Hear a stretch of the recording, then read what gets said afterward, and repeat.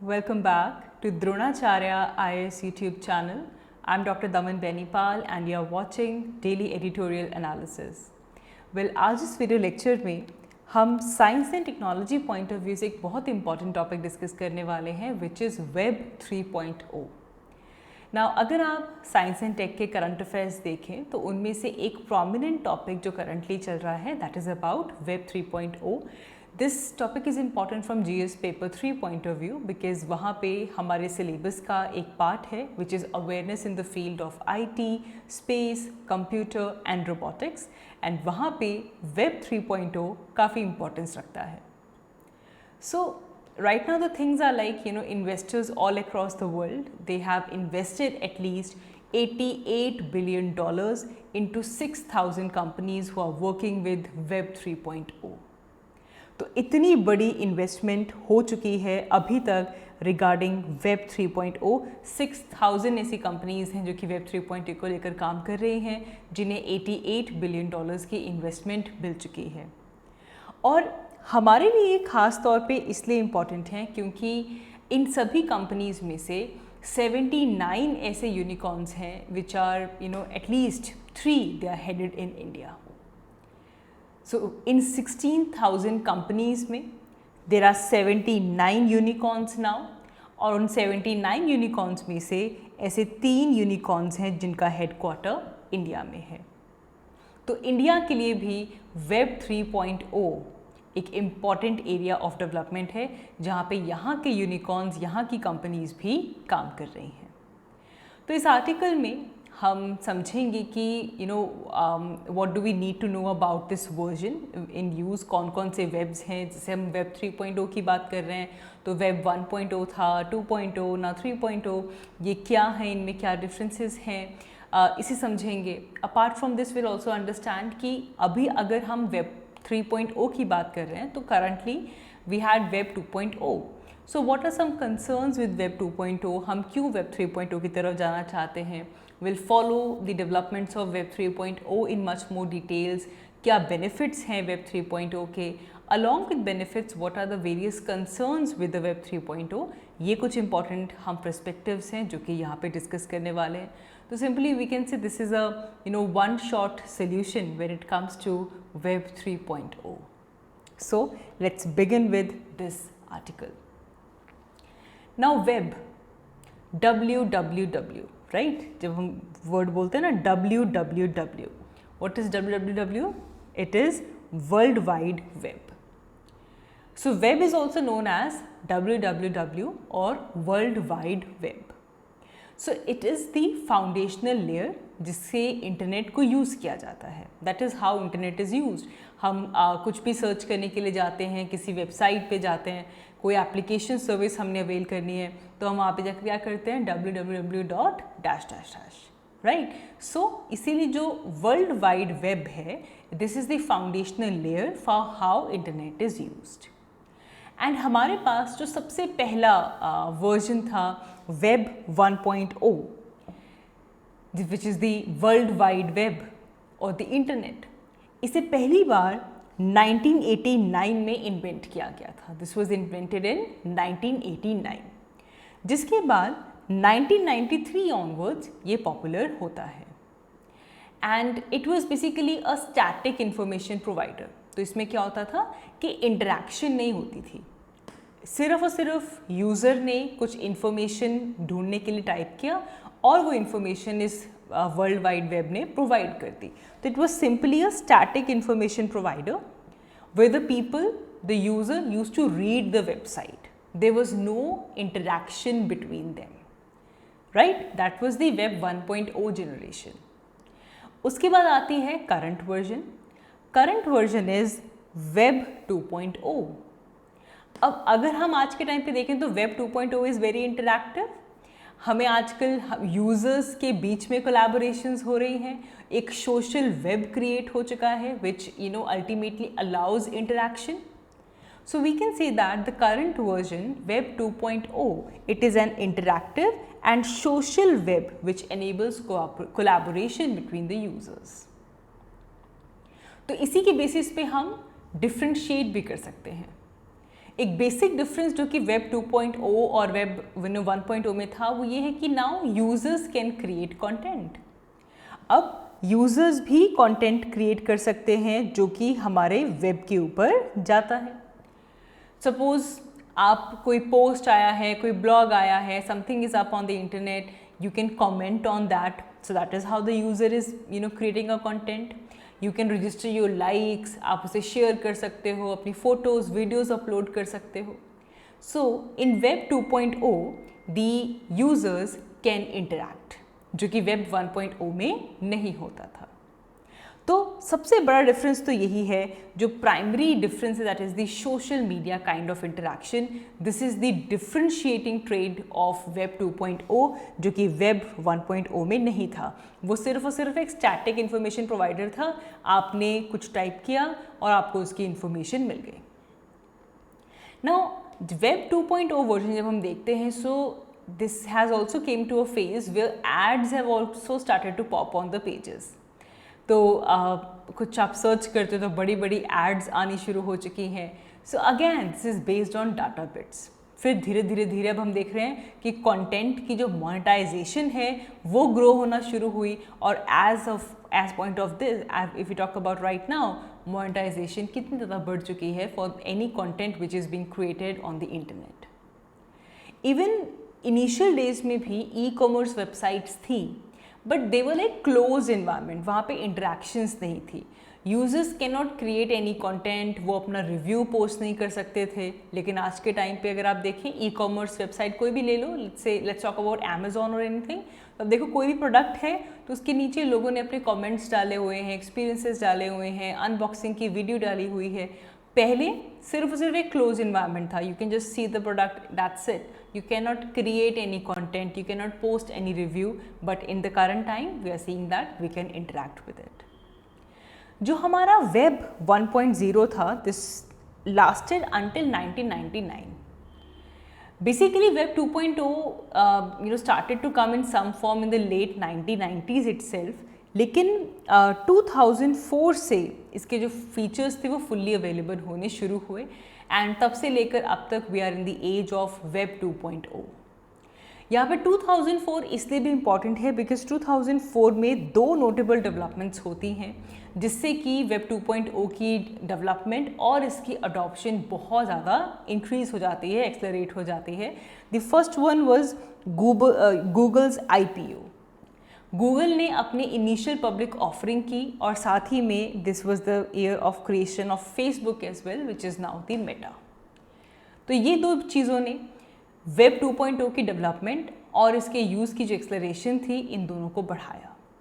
Then we see innovations led to the discovery of smartphones, now the mobile phones had the access, social media की exponential growth भी web 2.0 के दौरान ही होती है।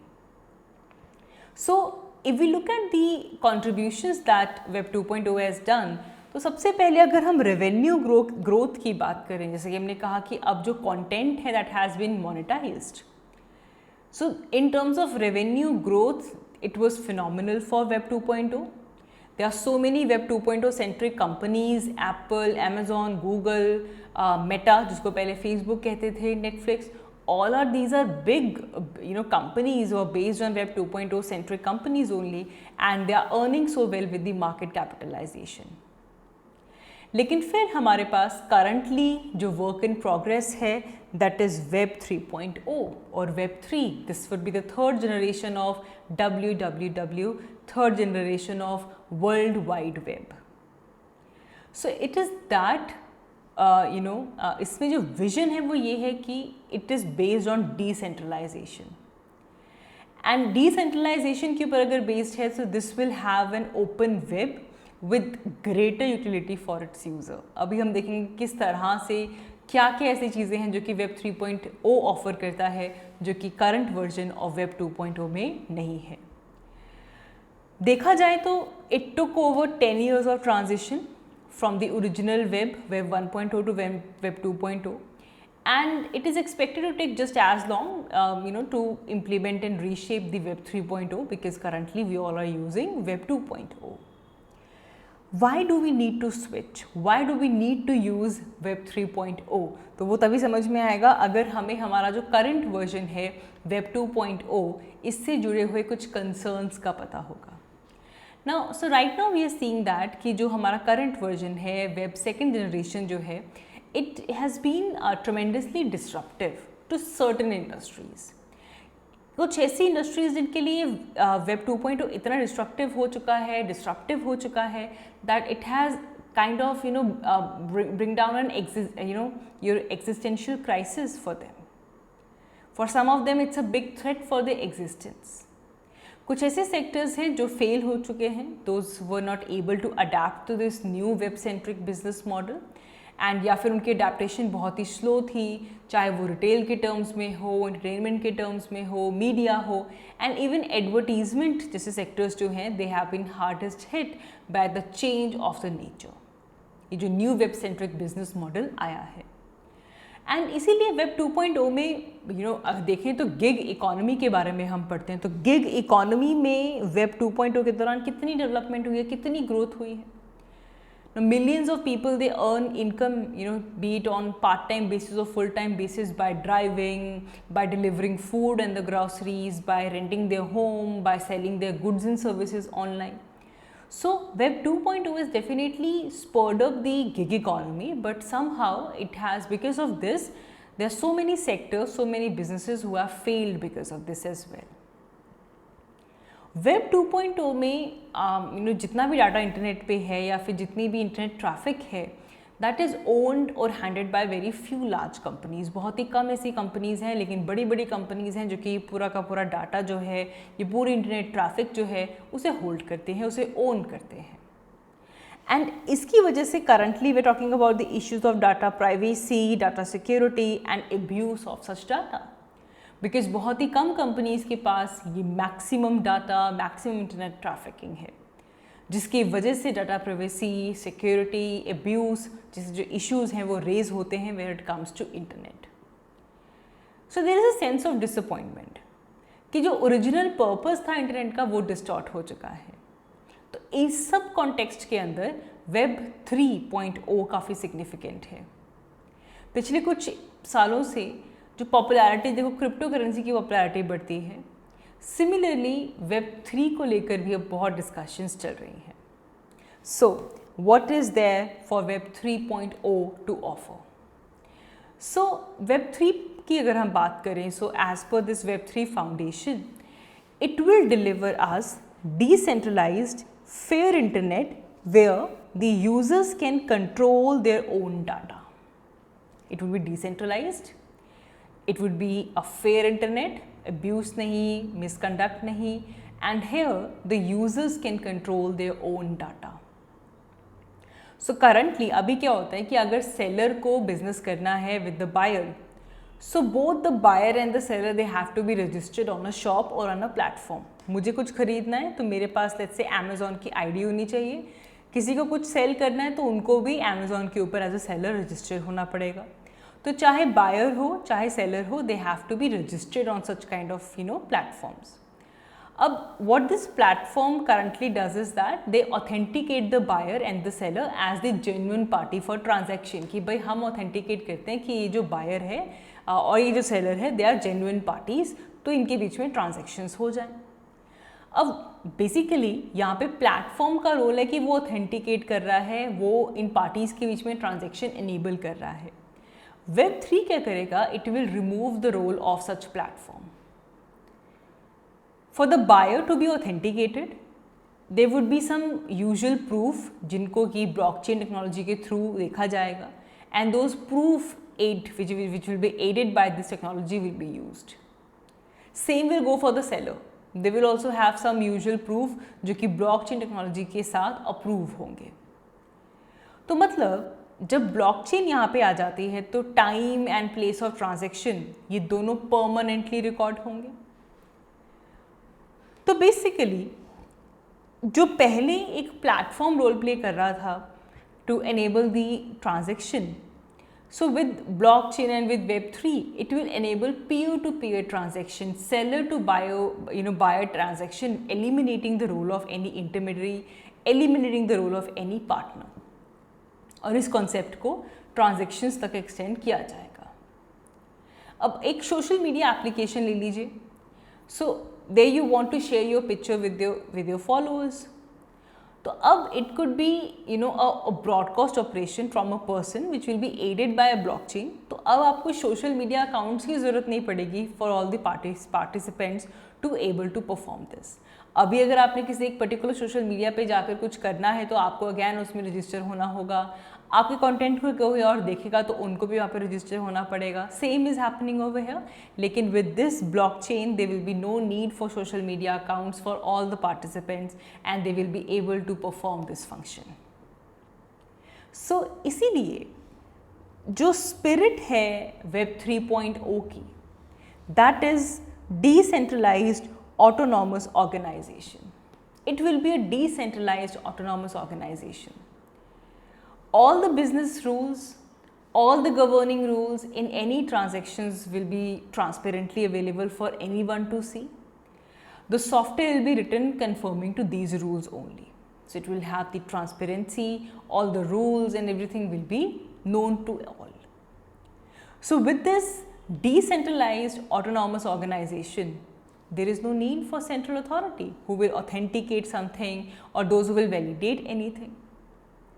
Even cryptocurrency and blockchain technology, that is the example of the same thing. तो वहाँ पे आपको सेंट्रल बैंक की ज़रूरत नहीं पड़ रही है। Why? Because the concept is decentralized autonomous organization. It is based on that. So they believe that you do not need any authority or central authority to authenticate or to validate anything. So अब जब आप web 3.0 के बारे में लिखेंगे तो कुछ defining features हैं जो कि आपको अपने आंसर में मेंशन करने ही करने हैं। The first one is decentralization. The first principle without which you cannot complete your answer regarding Web 3.0 is the concept of decentralization, because that is the core tenet of Web 3.0.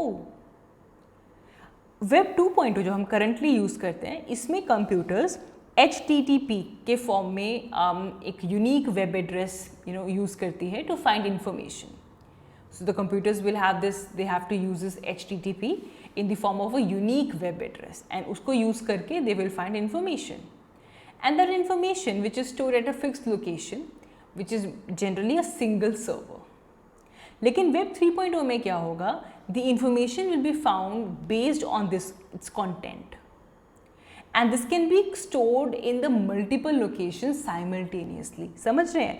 Web 2.0 में single server के ऊपर एक fixed location पे वो जो information है वो क्या होती है? स्टोर्ड होती है।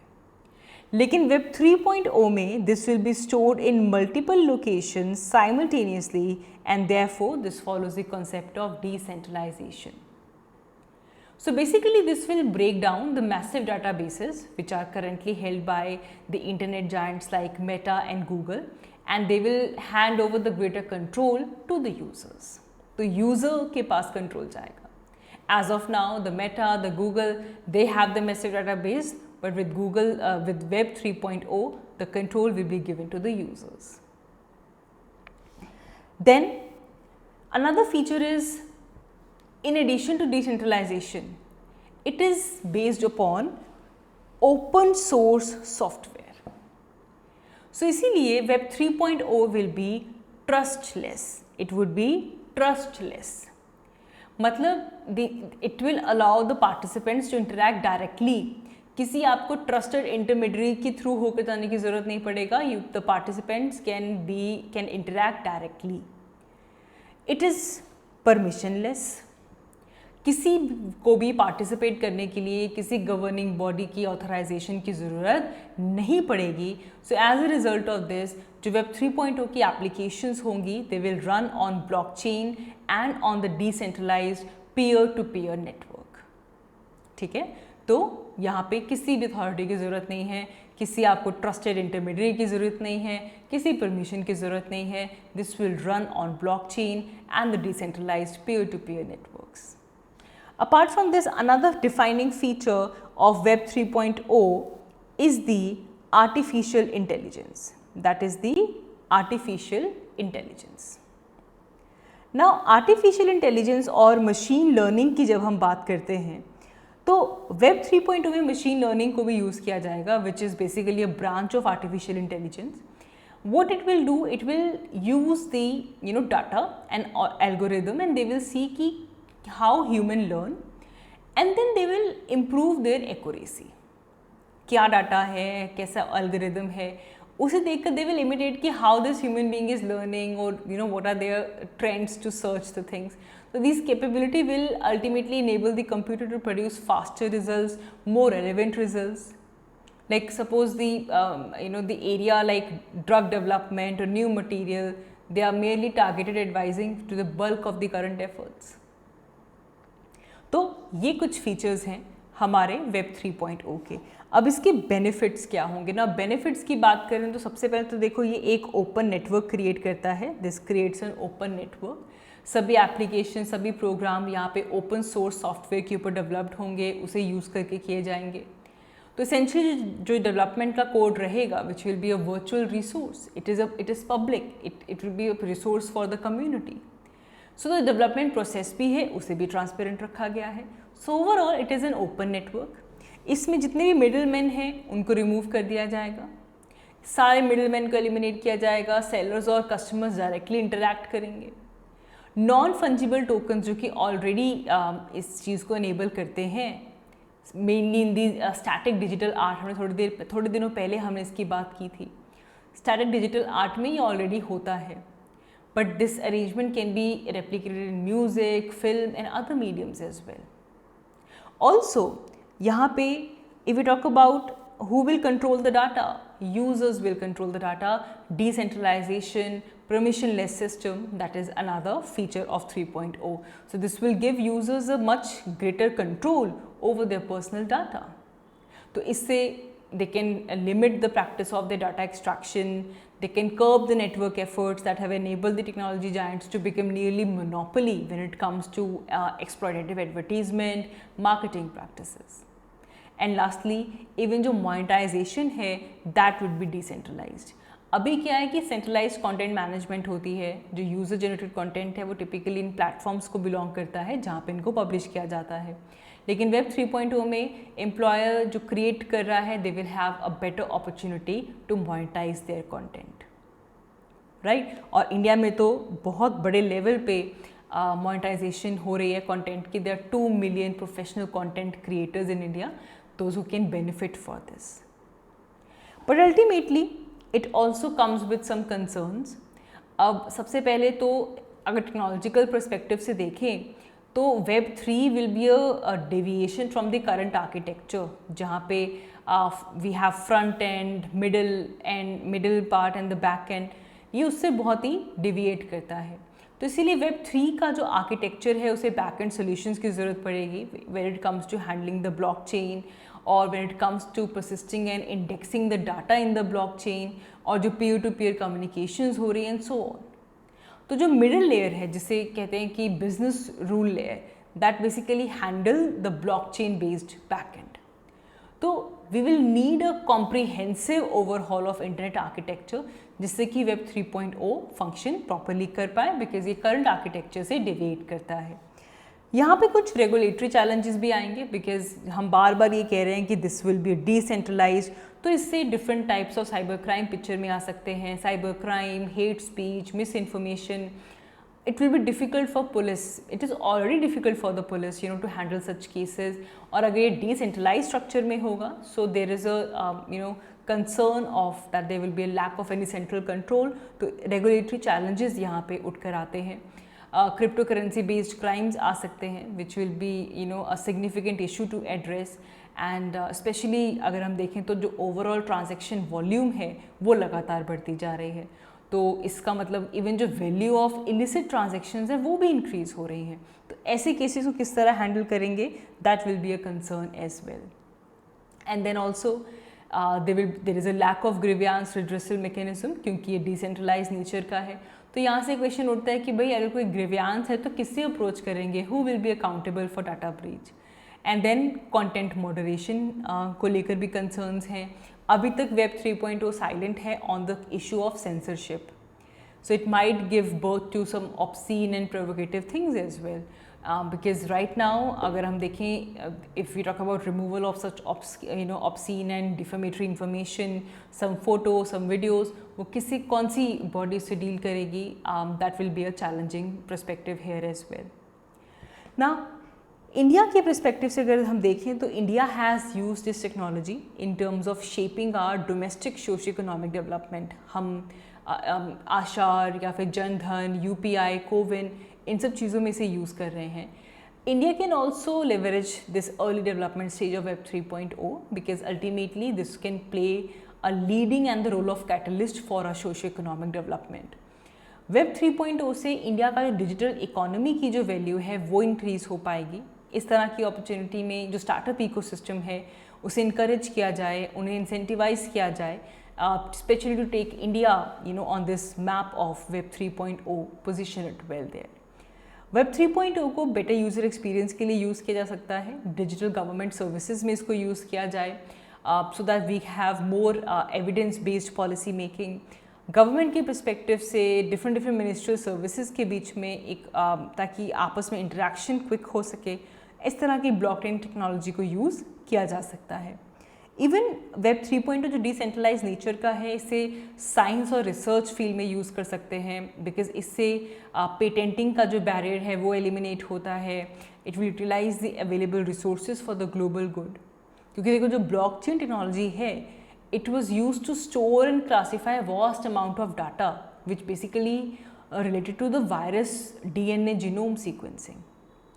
तो इसे आप यूज़ कर सकते हैं. तो हमें एक्शंस देने होंगे as a nation as well as our industrial bodies have to be open कि हम एक एथिकल और एक इंटरऑपरेटेबल सिस्टम यहाँ पे डिज़ाइन कर पाएँ जिसमें एक सॉलिड स्टैंडर्ड्स हों. So at last, to sum up this discussion, we can say that we can use an analogy from the movie कि अगर web 1.0 black and white movie era था, ब्लैक एंड वाइट पिक्चर का time था, web 2.0 colour का है, basic 3D का है, लेकिन वेब 3.0 को यूज़ करके हम मेटावर्स एक्सपीरियंस कर सकते हैं. So that's how these technologies are different from each other. अगर हम देखें तो it was just as 2010 where the decade when web 2.0 became a dominant force in the global business and the cultural landscape. तो ऐसा हो सकता है कि 2020s में वेब 3.0 को वो मौका मिल जाए. अभी रिसेंटली लास्ट ईयर फेसबुक ने अपना नेम चेंज करके मेटा कर दिया था. So that could be an early sign that they are also shifting towards the web 3.0 because web 3.0 is picking up steam right now. So it's a very hot topic when it comes to science and tech perspective. इस पूरे article में हमने इसके क्या perspectives हैं उन सबको यहाँ पे डिस्कस कर लिया है.